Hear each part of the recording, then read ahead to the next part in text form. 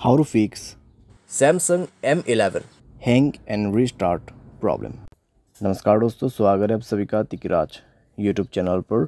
तो दोस्तों, आज की इस वीडियो पर मैं आपको बताऊंगा कि कैसे आप जो है अपने सैमसंग के डिवाइस पर हैंग और रिस्टार्ट प्रॉब्लम सॉल्व कैसे कर सकते हैं। यहाँ पे दोस्तों क्या होता है, जब हमारे डिवाइस ठीक है हैंग हो जाते हैं तो वो अपने आप रिस्टार्ट हो जाते हैं। ठीक है, इस तरीके का प्रॉब्लम है ये।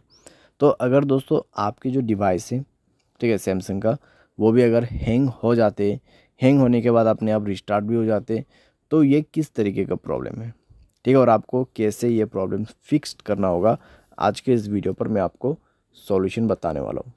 वीडियो को अंत तक देखिए, जो भी सॉल्यूशन मैं आपको बताऊँगा उसको फॉलो करें, आपका प्रॉब्लम सॉल्व हो जाएगा। ठीक है, वीडियो शुरू करने से पहले दोस्तों, अगर आपने चैनल को सब्सक्राइब नहीं किया है तो सब्सक्राइब करते हुए बेल आइकन को क्लिक करें। अगर आप ऑनलाइन पैसा कमाना चाहते हैं तो वीडियो डिस्क्रिप्शन पर आपको लिंक मिल जाएगा। किसी भी प्रॉब्लम के रिगार्डिंग पर आप हमें ट्विटर पर फॉलो करके मैसेज करें। तो चलिए दोस्तों, वीडियो शुरू करते हैं। तो यहाँ पे दोस्तों जो हैंग एंड रिस्टार्ट प्रॉब्लम है ठीक है, तो उसको फिक्स करने के लिए आपको सबसे पहले तो स्टोरेज में से क्लीन अप करना होगा।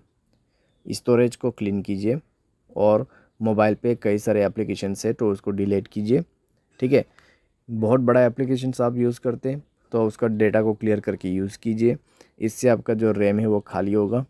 ठीक है, और कोई भी दोस्तों एप्लीकेशन जो कि बैड एप्लीकेशंस होगा उनको भी डिलीट कर दीजिएगा।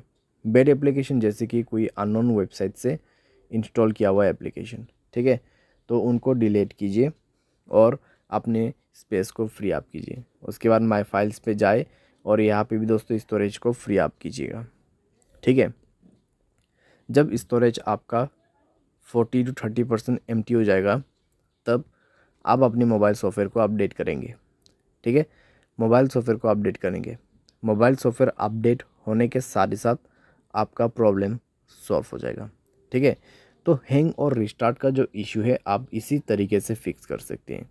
तो ये सॉल्यूशन को आप फॉलो करके देखिए, प्रॉब्लम सॉल्व हो जाना चाहिए। अगर सॉल्व हो जाता है तो अच्छी बात है, अगर इसके बाद भी प्रॉब्लम आते हैं तो आपको जाना है general management, reset and then factory data reset. ठीक है, फैक्ट्री डेटा रीसेट पे जाके आपको डायरेक्टली मोबाइल रीसेट कर देना है। जैसे रीसेट करोगे आपका प्रॉब्लम सॉल्व हो जाएगा।